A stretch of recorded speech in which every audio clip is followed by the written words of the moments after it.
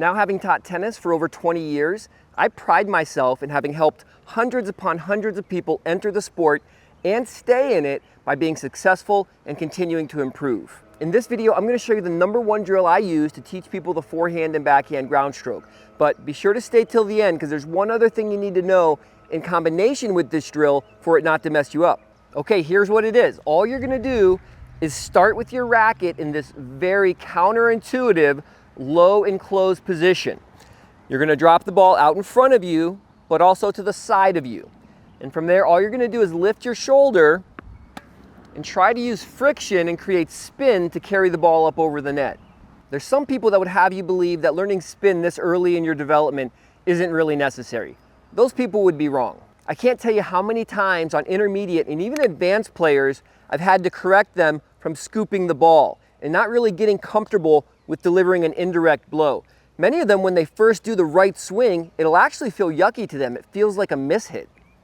Now, as far as this crucial checkpoint of getting low and closed on the ball in order to hit clean topspin, well, in over 25 years of teaching tennis, I almost never see people do that naturally. Everybody wants to put the racket on edge or even open and elevate the ball through the angle of the racket face. It's just natural.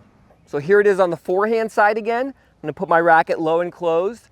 I'm not going to drop the ball directly in front of me, and I'm not going to drop it directly inside to the side of me. I'm going to drop it at a 45-degree angle, right where your contact should be.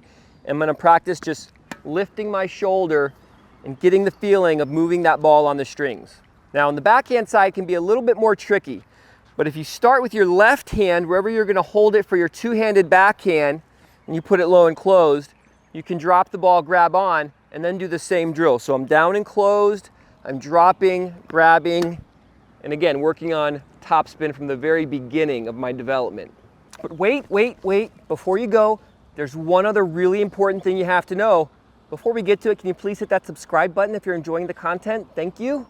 That one other thing that you need to know is that this drill can actually be a little bit dangerous. You don't actually want to start from here because this position is actually very fluid. You don't even really see it on high-level players. But because it's so counterintuitive, we have to do the drill so we get the feeling of leaving the racket closed. But as soon as you get that feeling, you want to bounce back and forth. If you ever lose the feeling, go back to it.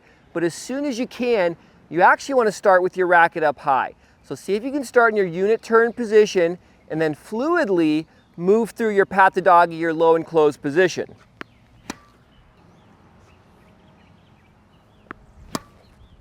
So yes, you should be learning topspin from the very beginning of your development.